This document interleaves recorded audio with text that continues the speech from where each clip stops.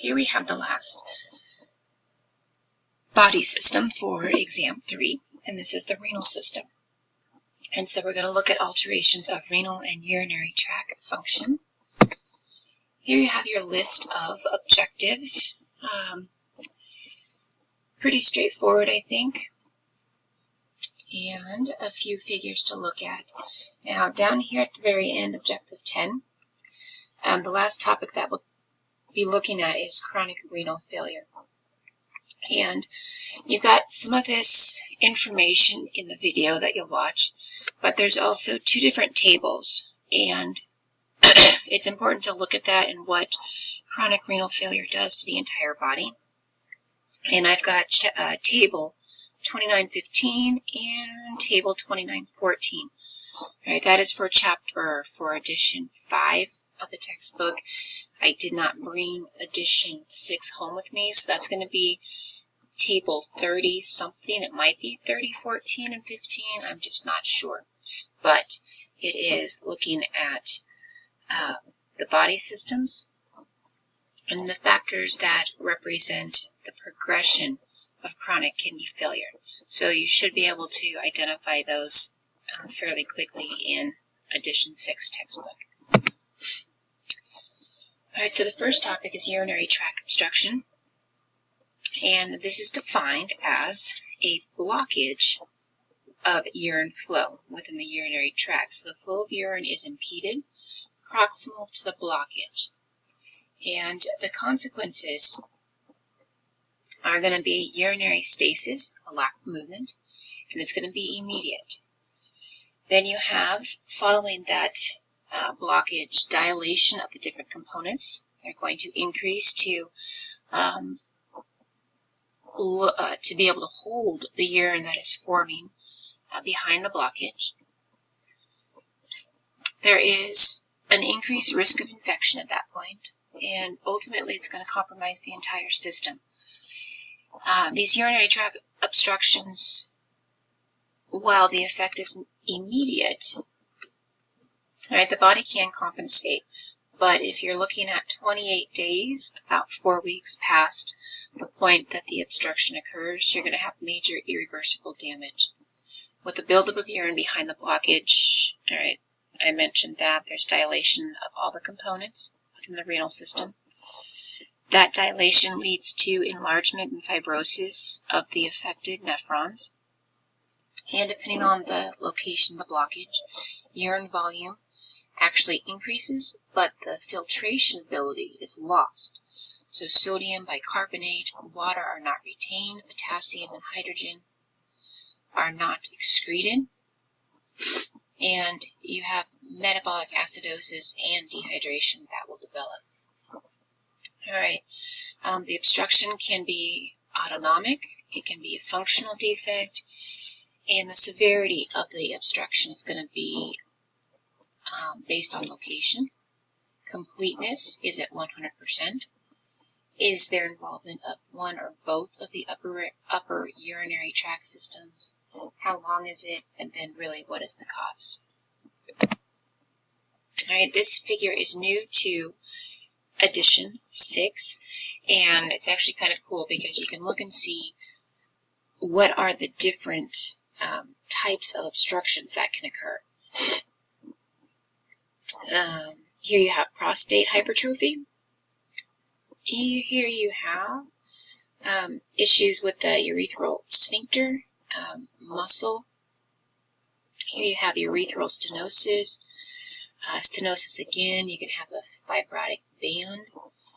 You can have a stricture that develops. You have all of these, you have a polycystic kidney. All of these tiny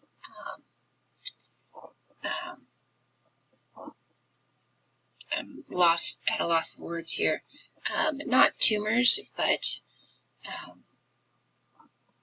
these different cysts that will develop. Okay, all of these are going to act as obstructions within the urinary tract. All right, and again, if it's just like a fibrous band, it's going to affect this side of the urinary tract, this portion of the upper urinary system, whereas this kidney would be free to function, and so the effect wouldn't be as dramatic. One way that you can develop an obstruction is going to be kidney stones. And kidney stones are actually fairly prevalent. If you would consider 2 to 3% of the population gets them. If you do get a kidney stone, you actually have a 50% chance of getting them a second time. Men are more likely to get them than women. Men's ratio is about 1 to 8 versus the women at 1 to 20. So, the calculi or urinary stones, these are going to be made up of crystals, protein, other substances that form within the kidney and may be large enough to actually cause obstruction of the urinary tract. The composition is generally, or quite often, calcium oxalate and calcium phosphate. Those are going to be the two most common types. Notice the fact that calcium is a component in each of them. And the risk factors for developing them: gender, right, male or female, race. African Americans, I believe, have an increased risk of developing kidney stones. The geographical location, this one is, I don't know, confusing me a little bit, or confuses me in terms of geography. How would that affect your ability or risk of developing kidney stones? And I think it probably has more to do with the fluid intake and the diet versus the actual location of where you are at in the world. And then seasonal factors. Again, a little iffy on what exactly that means, whether it's an issue of fluid intake, you drink less in the winter because it's not quite as hot outside, that type of thing. All right, and kidney stones are classified according to the minerals that comprise the stones. And again, I mentioned that calcium is going to be the most common component of a kidney stone. All right, now the process in which kidney stones form, there are 3 steps. You have supersaturation of one or more salts. So the presence of a salt in a higher concentration than the volume, able to dissolve the salt itself. And so then when you have supersaturation, what happens? You have precipitation of a salt from a liquid to a solid state. Now, this can be dependent on your fluid intake. All right, so if you're taking in high amounts of the salt, but your liquid intake, your fluid intake is low, or your fluid intake is all Gatorade, which already has salt in it, right, then you're going to increase your concentration of that salt and allow it to precipitate. Temperature and pH can be a factor. pH, if you remember that your blood pH is right about 7.35.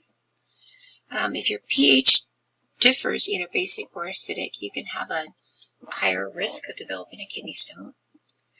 Basic pH values put a person at a higher risk for developing calcium phosphate kidney stones, while an acidic pH puts a person at risk for developing uric acid stone kidney stones. So again, you can see how the composition can classify the kidney stone and how pH would play a role in the development of those. Third step and final step is going to be growth. All right, that stone or the salt that has precipitated, it could be just 1 or 2 molecules of that salt, but then that one piece that is precipitated will actually start to attract other components, other molecules to precipitate, and then they grow. Right? They grow into a stone via crystallization or aggregation. They aggregate together, and that stone grows and increases in size. So, size of kidney stones can vary greatly. All right, what you see here is what's called a staghorn calculi. All right, this is the stone. You can see it by X-ray. All right, one here, or a very large one here, and then this person has kidney stones on both sides of the kidney, and you can kind of see the outline of the kidney itself. Kind of cool. All right, this is not cool though. All right, you see the size of this? This is centimeters.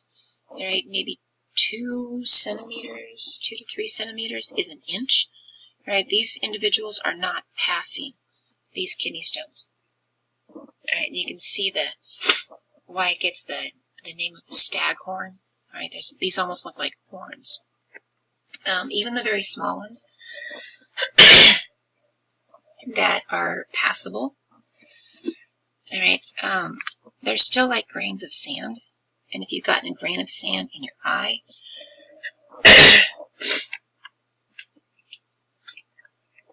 sorry about that. If you've gotten a grain of sand in your eye, you know how painful that can be. Right? That is why a person who passes a kidney stone is in a lot of pain. Right? Because microscopically, even that small piece of, piece of sand, so to speak, has these sharp components to it. And so when the kidney stone is passing through the urinary tract system, it's rubbing up against the wall, the endothelium, and this is what is occurring. And so you can have blood in the urine as you try to pass the kidney stone, because this is causing havoc on your urinary tract system. All right, so you can have hematuria that will develop and have extensive pain. Very difficult for a person to pass these. Surgery and laser treatment is going to be the best means of eradicating these stones. All right, the last real topic here for obstruction is going to be tumors. Right, there can be renal tumors, bladder tumors, and they can be an adenoma. That would be a non-cancerous tumor. And generally those, even though it's benign, they're going to be removed because there's a high chance of it becoming cancerous. And then carcinoma is going to be the true cancer. And renal and bladder carcinomas actually represent about 2% of cancer deaths in the U.S. So, while they're not very high, you don't want to get them because they actually cause a high amount of death. And these tumors are going to metastasize to the liver, to the lymph nodes, the liver, the bone, and then the lungs. All right, the last picture we're going to look at for urinary system obstructions are these two. I inherited these pictures from the previous professor who taught this class. All right, this is a thermometer within the urinary tract system. This is electrical wire. Not cool. I do know the history behind this picture, and goodness, sorry. This is electrical wire. This is a picture of a male. That's apparently a teenage male that had too much time on his hands and inserted the electrical wire. The thermometer was also inserted into the body, and both individuals had to undergo surgery to remove them.